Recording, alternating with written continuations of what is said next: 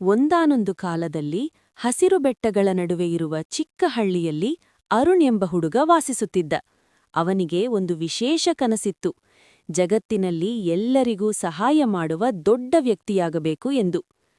ಆದರೆ ಅರುಣ್ ಬಹಳ ಬಡ ಕುಟುಂಬದಿಂದ ಬಂದವನಾಗಿದ್ದ. ದಿನವೂ ಶಾಲೆಗೆ ಹೋಗಲು ಅವನು ದೂರದ ದಾರಿಯನ್ನು ನಡೆದು ಹೋಗಬೇಕಾಗುತ್ತಿತ್ತು. ಕೆಲವೊಮ್ಮೆ ಹೊಟ್ಟೆ ಖಾಲಿಯಾಗಿದ್ದರೂ ಅವನು ತನ್ನ ಕನಸನ್ನು ಬಿಟ್ಟುಕೊಡಲಿಲ್ಲ. ಒಂದು ದಿನ ಹಳ್ಳಿಗೆ ಭಾರೀ ಮಳೆ ಬಂದು ನದಿ ತುಂಬಿ ಹರಿಯಿತು. ಹಳ್ಳಿಯ ಜನರು ಭಯದಿಂದ ತತ್ತರಿಸಿದರು. ಆ ಸಮಯದಲ್ಲಿ ಅರುಣ್ ತನ್ನ ಜೀವವನ್ನು ಪಣಕ್ಕಿಟ್ಟು ನೀರಿನಲ್ಲಿ ಸಿಲುಕಿದ್ದ ಒಂದು ಪುಟ್ಟ ಮಗುವನ್ನು ರಕ್ಷಿಸಿದ.